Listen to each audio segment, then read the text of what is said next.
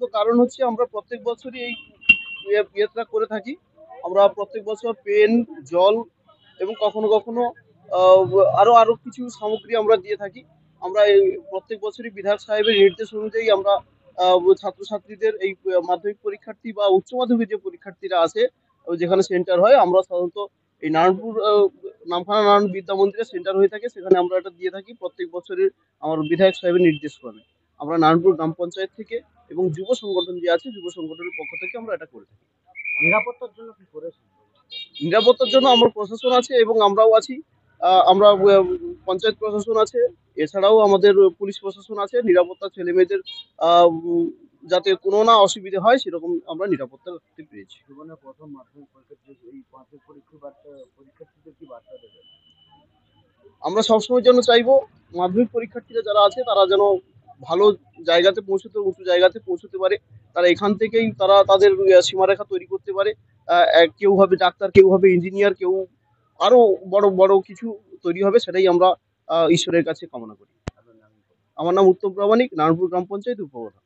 Station কোথায়? আমি আমার ছেলের স্কুলে পরীক্ষা দিতে এসেছি, আমি এসেছি। পরিষেবা কেমন পাচ্ছে? পরিষেবা খুবই ভালো পাচ্ছি, না কোনো অসুবিধা হচ্ছে না।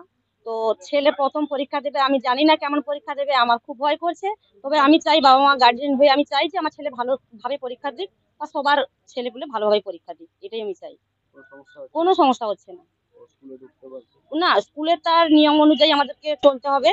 তো নিয়ম মানে যখন টাইম হবে তখন তো খুললে তখন তো সবাই ঢুকবে, তো সেই অপেক্ষার মধ্যে করতে হবে। এর মধ্যে চার্জ দিয়ে সবকিছু দিয়ে দিয়েছে যে কোথায় ভর্তি হবে না, ওইটা আমাদের হয়নি, কারণ স্কুলের এখন ছেলে পৌঁছয়নি, স্কুল থেকে এখনো শিক্ষক আসেনি। তো উনি এলে সবকিছু করবে, তখনই আমি। রাস্তাঘাটের নিরাপত্তার জন্য কি? হ্যাঁ, নিরাপত্তার জন্য তো ওই তো সবাই এসছে, আর উনারা ভালোই পরিষেবা করছে। তো উনারা ভালোভাবেই আমাদেরকে এখানে পৌঁছাতে দিয়েছে। তো আমি চাই যে সবাই ভালোভাবে পরীক্ষা দিক, সুষ্ঠুভাবে পরীক্ষা দিক, এটাই আমি চাই। আপনার নাম? আমার নাম টুম্পা জানা, বাড়ি রাধানগর। ছিলেন না? ছেলের নাম শুভম জানা। প্রথম মাধ্যমিক পরীক্ষা দিয়েছো, কেমন অনুভূতি হচ্ছে? উম, অনুভূতি হচ্ছে মানে একটু ভয় লাগছে, কিন্তু সাহস করে এগিয়ে যেতে হবে জীবনটাতে। তাহলেই আমরা বড় হতে পারবো। পরিষেবা কেমন পাচ্ছ পঞ্চায়েত বা সরকারি পরিষেবা পক্ষ থেকে? মানে বুঝতে পারলাম না কথা। পরিষেবা তোমাদের অসুবিধা কোনো হচ্ছে? না। স্কুলে ঢুকতে পারছো, কোনো সমস্যা নেই?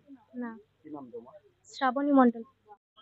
কারণ ওদের জীবনের বড় পরীক্ষা, ওদের জীবনের সাকসেস চাই, ওরা যেন জীবনে উন্নতি হয়, এই শুভকামনার জন্য আমরা আজকের এই ছোট্ট একটা আয়োজন করেছি। ম্যাডাম, দেখলাম নিরাপত্তার জন্য কি ব্যবস্থা করেছে? নিরাপত্তা আমাদের প্রশাসন আছে, আমরা বাইরে আছি, কোনো অসুবিধা হলে আমরা দেখে নেবো। প্রশাসনকে আমরা পুরো ভরসা করছি। আপনার নাম এবং পরিচয়? প্রিয়াঙ্কা দাস, নারায়ণপুর গ্রাম পঞ্চায়েত প্রধান।